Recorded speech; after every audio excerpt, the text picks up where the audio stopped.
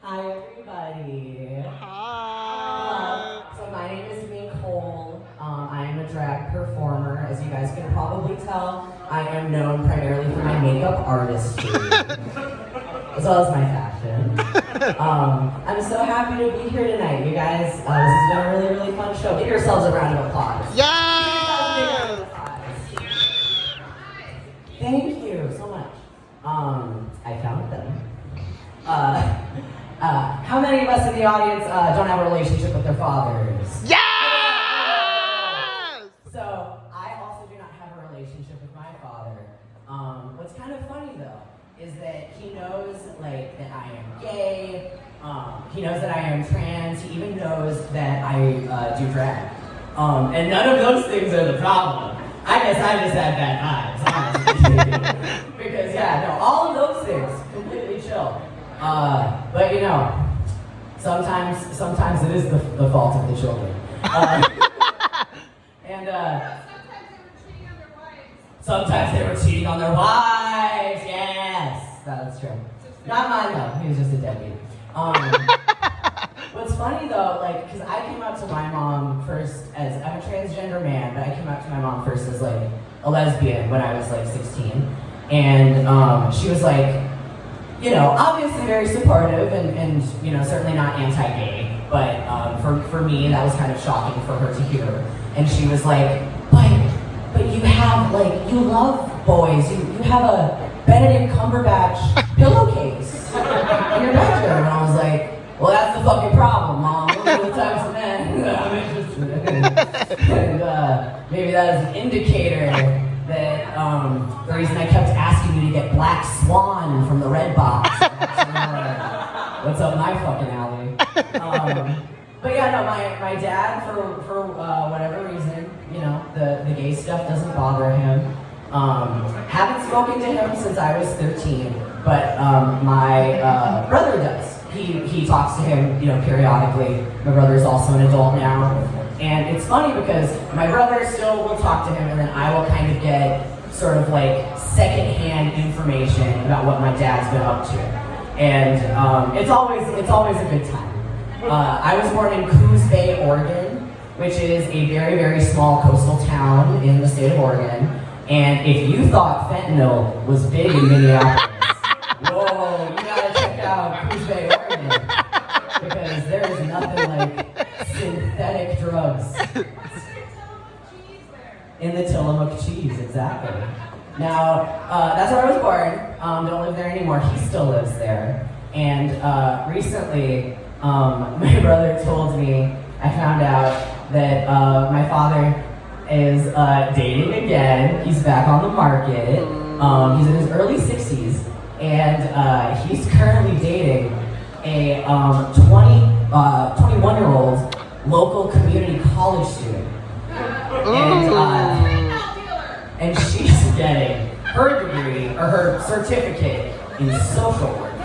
So, while I know that for my father, there's certainly a lot of like wrongs and perhaps misconduct from his past that he's maybe trying to rewrite with this relationship.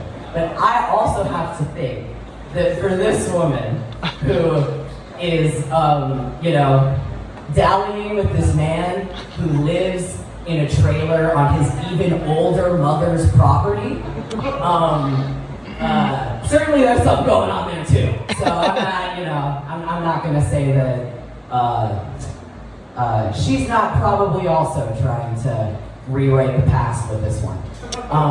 Or the future, who knows? Fingers crossed. So, fun fact, today's my birthday. Yeah! So, it's my birthday today, and I wanted to end by telling you guys a very special story from a couple of birthdays ago. So, a couple years ago, it was my birthday, as it comes every year. And I was living by myself in a studio apartment, and recently, well, kind of, you know, throughout my life, but especially recently, I was having a lot of sleep problems. So I used to have really bad insomnia. I also used to have like a deviated septum that was, you know, making it very difficult, like snoring and things like that. So I was having a lot of trouble sleeping. And I went to the doctor, and they were like, okay, we are going to have you do a sleep study. And I was like, awesome.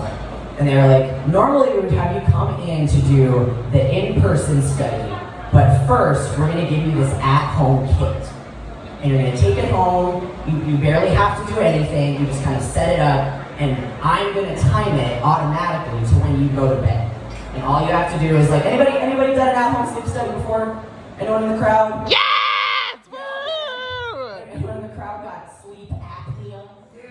Yeah, okay. So you need the study, so there we go. So yeah, no, it's very like the doctor set it up. He showed me it was like a little suitcase.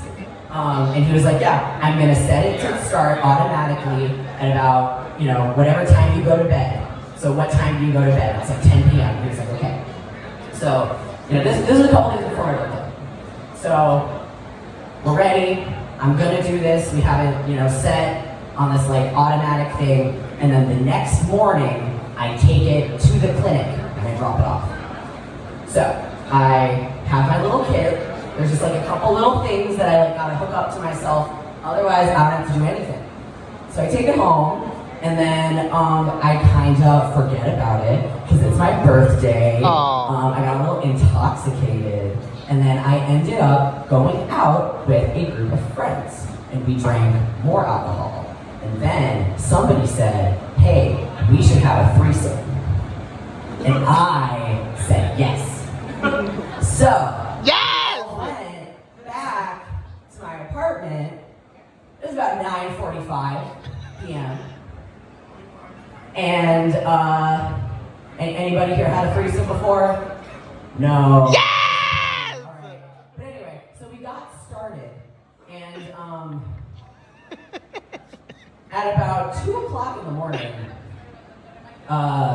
wet with the sheen of disgusting sex, I looked over and I saw the sleep study kit, and it had started recording, and it had recorded the entire horrible thing. Yeah, thank you.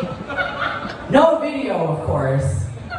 However, and there was no way to stop it. It was actually still recording at my point of realization. So, I had a decision to make, right? Kill myself or bite the bullet, and I ended up biting the bullet. So the next day, I went to the sleep clinic. I brought the kit with the tape in it, and I took a napkin out of my glove compartment, and I wrote, "Hello. I forgot to do the sleep study, forgot to open it up. I'm so sorry. It didn't work. You don't have to listen to it. Don't listen to it, actually. You don't have to." I didn't write all of that, but I was hoping that it would kind of get, because you don't want to create too much curiosity, right? You don't want to just put like caution tape and write, "Do not open this," unless you want to hear me fighting for my life. About 4.5 hours. So, and then I did. I put it in. I prayed to God that my sin would be hidden and that they would just be like, fuck it. Because they actually did end up calling me back. They said, "We got your note.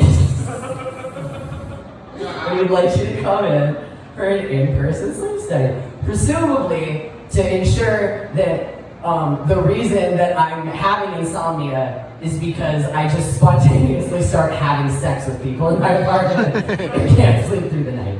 And that's all I've got for you guys. Thank you so much. Yeah!